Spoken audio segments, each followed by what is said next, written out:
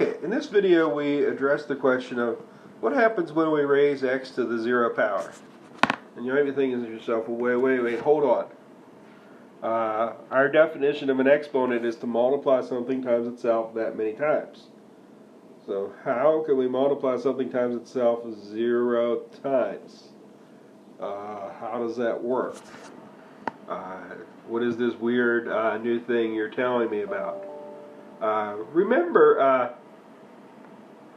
that when we have a variable, it has an invisible number there, also has an invisible exponent, also has a visible denominator. So if we took x 0 times, then it wouldn't be there at all, right? It would just be completely gone.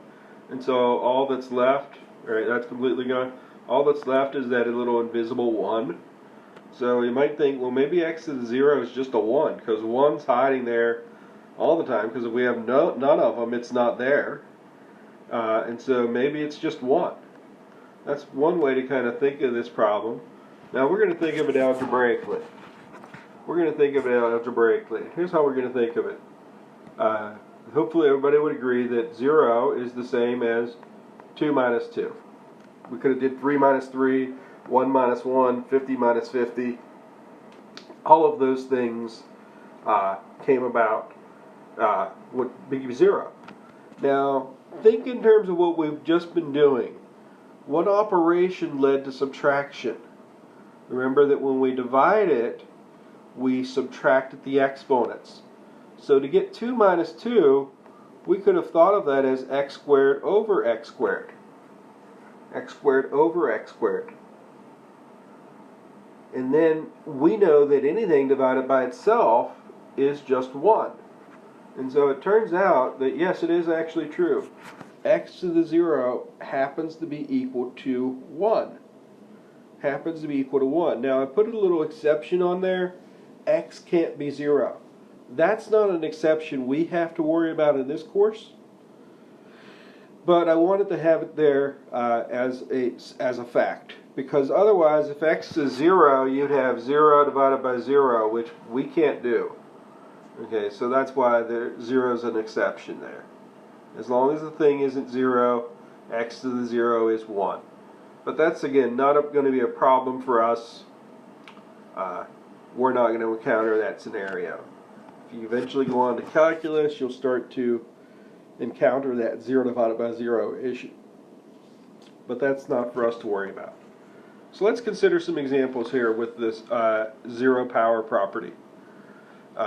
2 to the 0 plus 3 to the 0. Remember our order of operations, we deal with the exponents first before addition.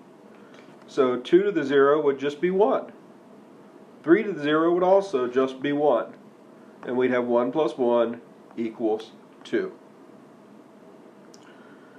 As another example, consider 5x to the 0 plus 7.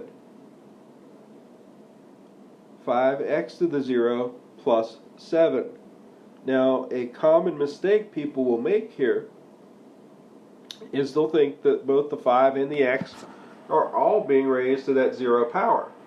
But remember, when you have a variable next to a number or variables next to variables, the operation is multiplication.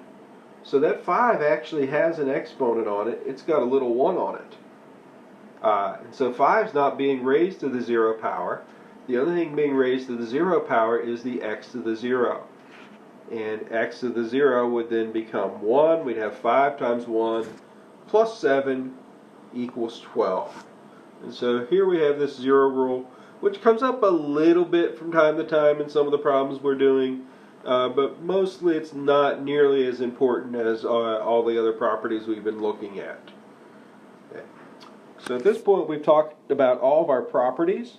In some upcoming videos we're going to look at what happens now when the exponent becomes a negative number. You might remember we earlier had this example. Here where we had a g to the negative 4. A g to the negative 4. And so we're going to now turn to the problem of how to deal with that in some upcoming videos.